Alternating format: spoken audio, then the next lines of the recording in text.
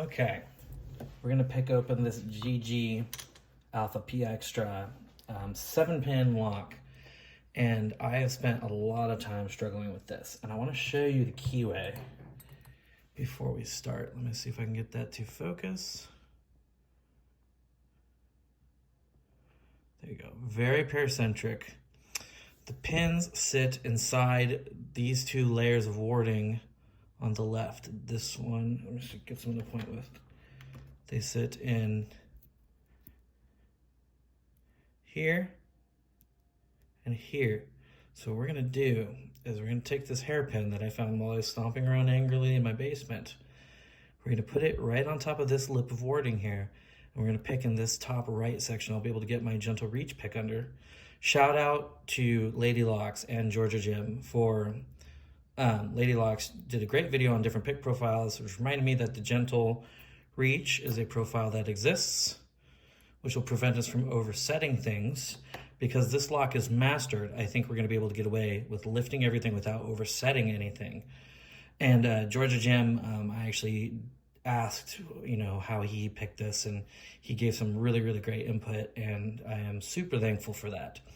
So that's what we're gonna do. We're gonna take this hairpin, put it here, and I'm gonna tension from the bottom, and hopefully this opens up for us.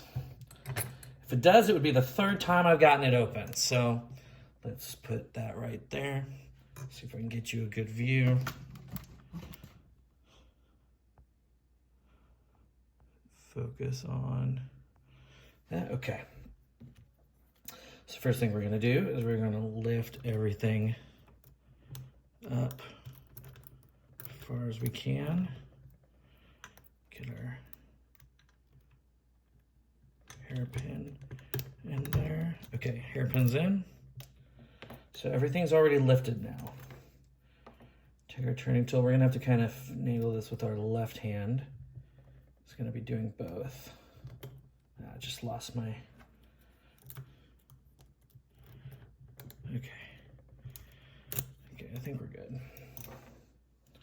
I'm gonna use light tension. I'm gonna hold down hard with my left hand. I'm gonna use light tension with my pointer finger. Now we're gonna go in and just gently feel for the pins. 7 is the tricky one.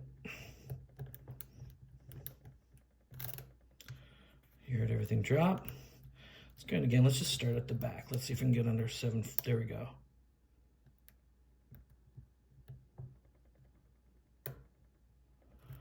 There we go. 1, 2, 3, 4, 5, 6. There's 6.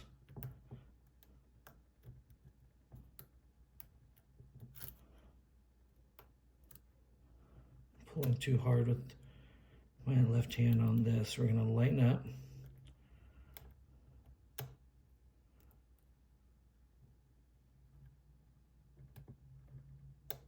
There we go, nice little click. Gotta get under 5.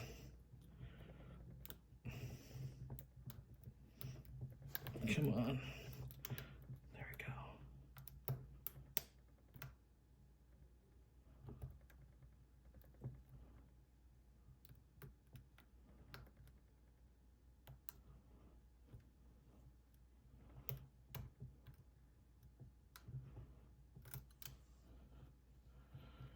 Okay, let's give my hand a quick break.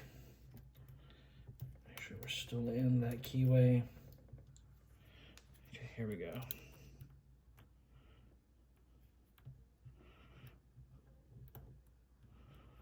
Dive under.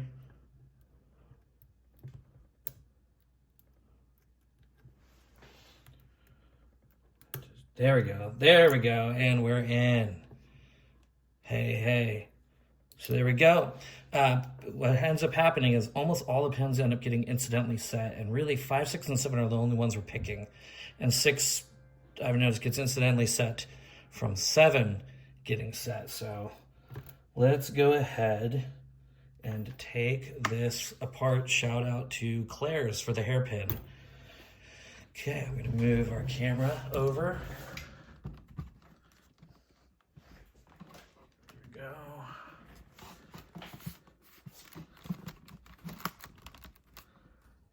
And we'll take this apart.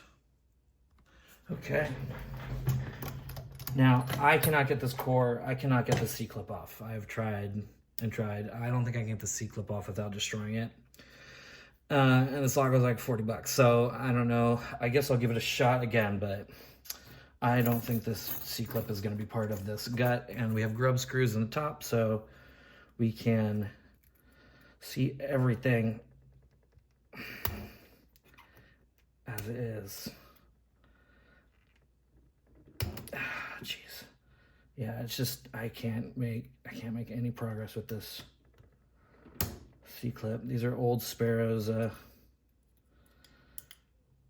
just in there too tight. So what we're gonna do is we'll just remove the pins from the top. So let's get started. Number one, and you'll see the mastering, what we were talking about with the mastering. As soon as we start taking this apart and how we picked it is gonna become much clearer. For reference, here's our key. Okay, max lift in spot number 7. Okay, there's 1.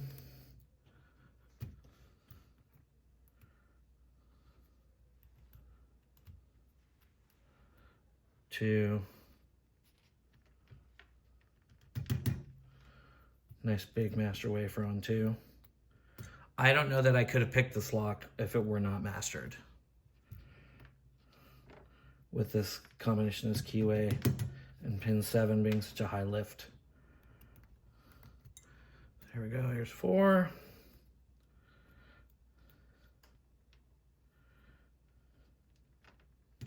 No mastering in 4.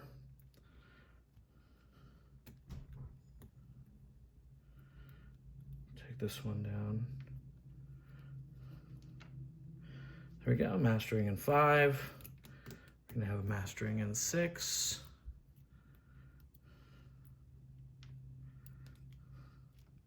Okay, let me get that back together. There we go. And number 7, which is the real jerk of this lock. Okay. So again, I can't pull this core out without, I think, destroying the C-clip, and I don't want to do that. And I've tried. I think it's gripping in there too hard for me to pull out. Okay, so anyways, let's take a look at what we have here. Let's organize our key pins.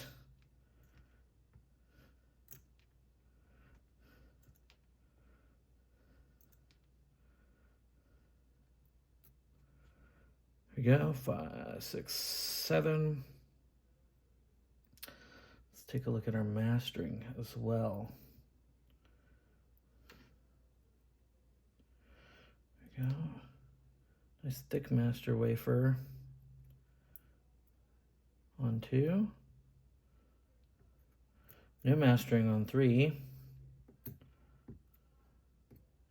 We've got these nice big, like, serrated pins, and I'll give a close-up so you can get a good look at that. But this, man, this was the first purple belt lock that I purchased, and I've spent at least like an hour on it every day. Made just no progress. So again, shout out to Georgia Jim.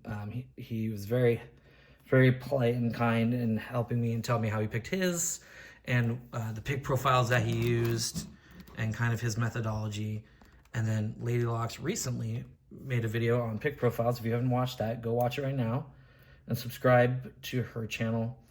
And reminded me that the Gentle Reach is a pick that exists, and it was perfect for not oversetting anything throughout the whole, picking process. It just had just enough lift to get 7, and then I could pick 6 and 5 on the way back. So big serrated pins. Master wafer, and springs. Okay, so let's take a quick look at our key. Here we go. There we go. There's our key. So with the mastering, it's pretty flat, and we were putting our tool down right here, or our bobby pin, hairpin, and we were able to lift that 7th spot. Just a nasty keyway. And let's get a close-up of all these pins. Sorry about that. So let's just take a quick close-up. We've got these nice big serrated pins. Standard key pins, nothing fancy there. And then here is everything together. So there it is, the second purple belt lock. I am so thrilled that we got this picked.